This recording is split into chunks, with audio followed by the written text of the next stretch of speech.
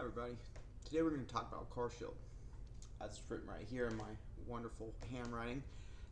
CarShield is an aftermarket warranty company that provides, or claims to provide, some peace of mind to vehicle owners who don't want to deal with the potential costs involved in regular maintenance, or potentially non-regular maintenance.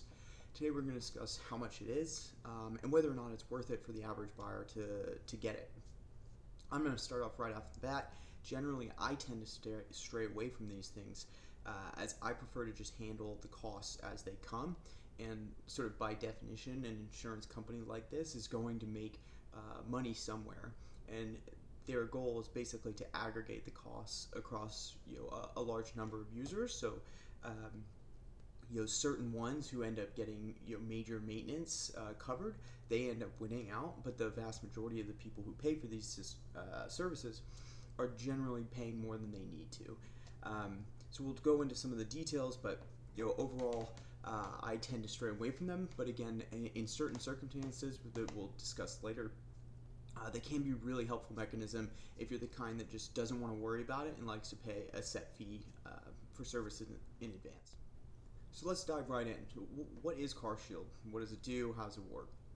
So CarShield's actually probably one of the better known auto repair coverage companies in the United States.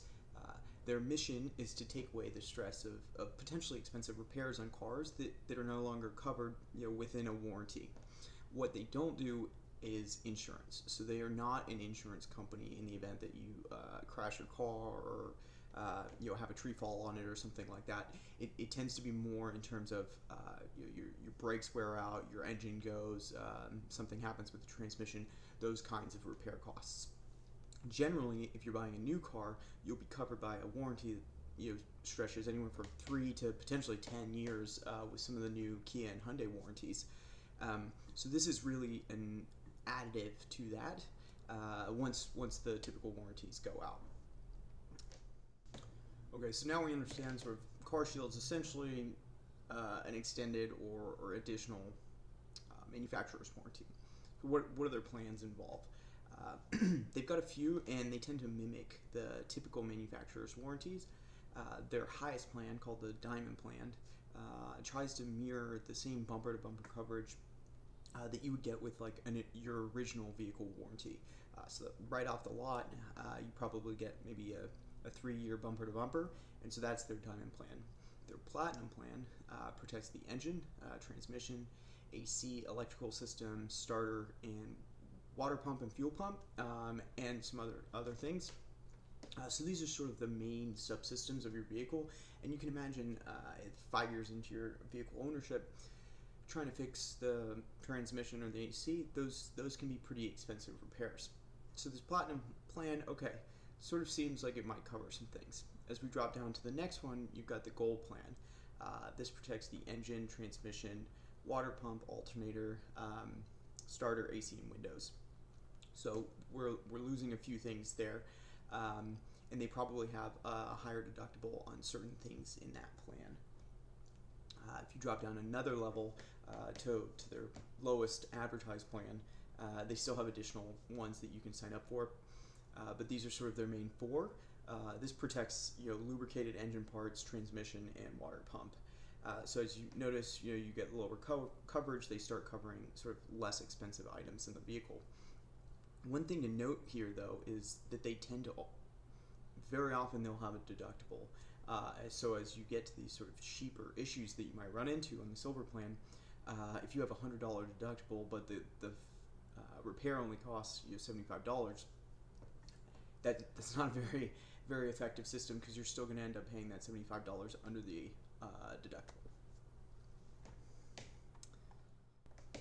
In addition to the individual coverages under the plans, all CarShield warranties include certain features: 24/7 roadside services, flat tire services, battery jump starts, $75 reimbursement on towing services, lockout services, and then some trip interruption coverage.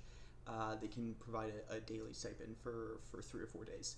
Again, these can be valuable, but if you happen to have a AAA membership or some other roadside assistance service that comes with your vehicle, which some of them tend to do.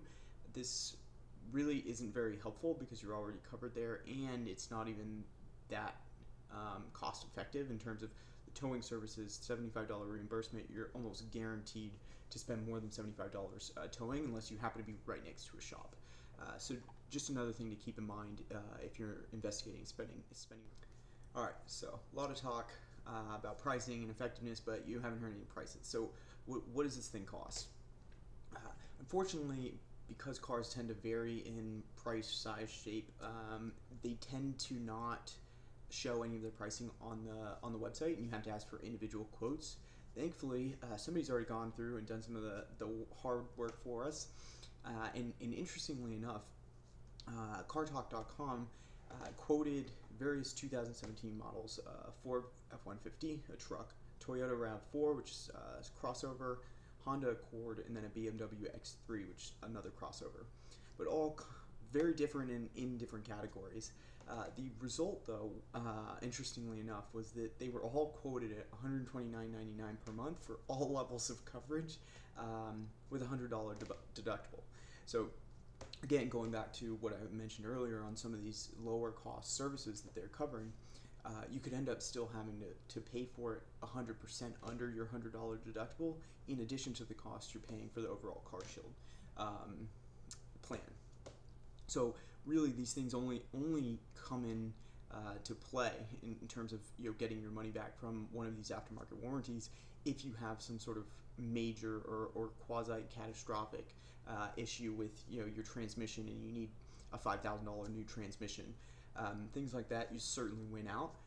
But these days, cars are lasting longer and longer, and kind of repairs like that are less and less likely, depending on your vehicle. So again, it just comes into question in terms of what your willingness and your acceptability of risk is.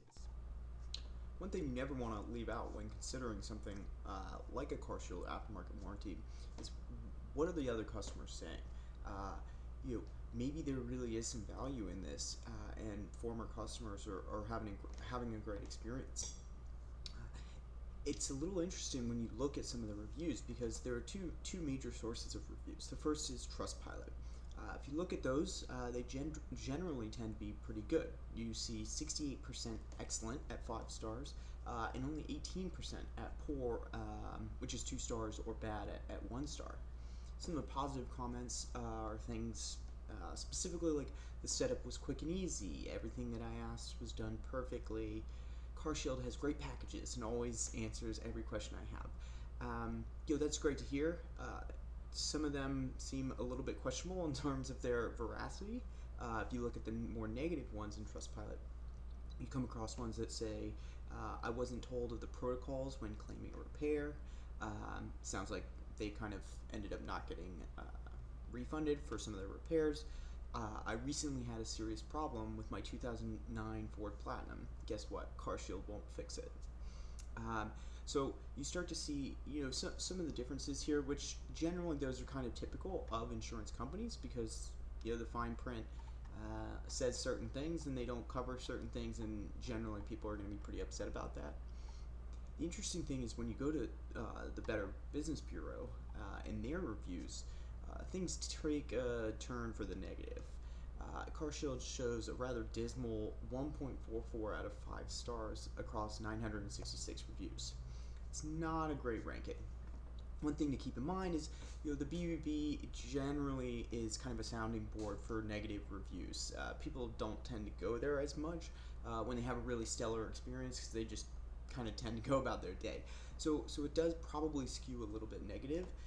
That said, the BBB actually issued some advice about CarShield, including employee misleading sales and advertising practices. They failed to cover repairs, failed to adequately explain mileage and time component before the coverage began.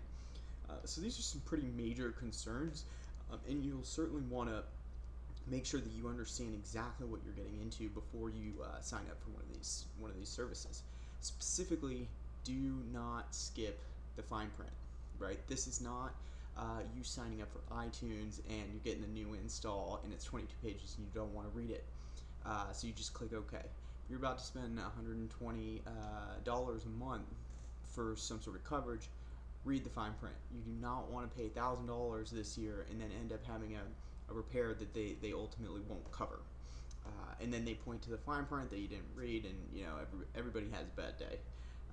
So again, if you really decide that this is something that's worth your time, make sure you know exactly what you're paying for.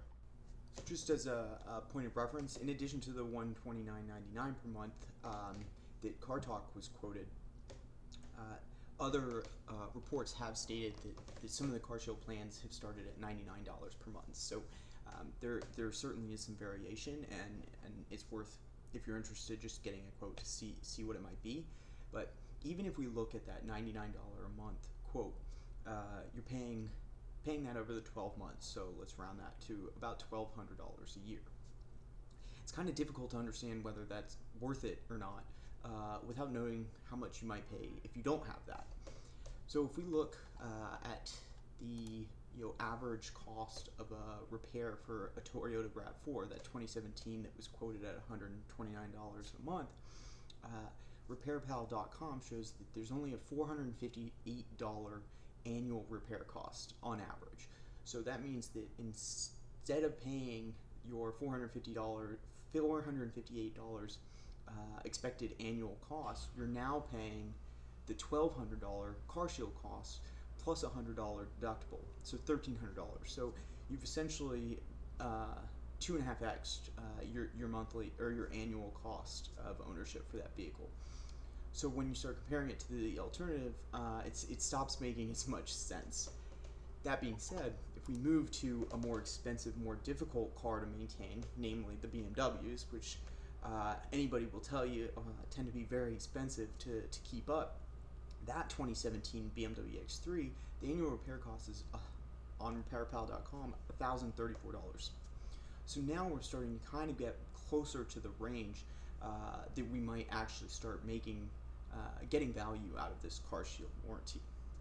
And again, so on that $1,000 for the BMW X3, that's an average. So if you're really worried about anything that might come out of the blue and you just want to kind of flatten out those curves, then maybe this is for you. But in general, BMWs tend to be the most expensive things to maintain, and even these are still seeing a $300 increase over your annual estimated cost to go CarShield. So all in all, while I certainly understand the reasoning behind people buying these services, if you look at the numbers, it becomes really hard to justify. Again, going back to personal preference, if you're the kind of person who just loves being covered by warranties, and if you're not, then you're anxious when you're driving the car and then you end up not driving, maybe the extra few $100s is worth it, but it's probably not the most effective financial decision. Thanks for listening, and hope it was helpful. Feel free to leave any questions or comments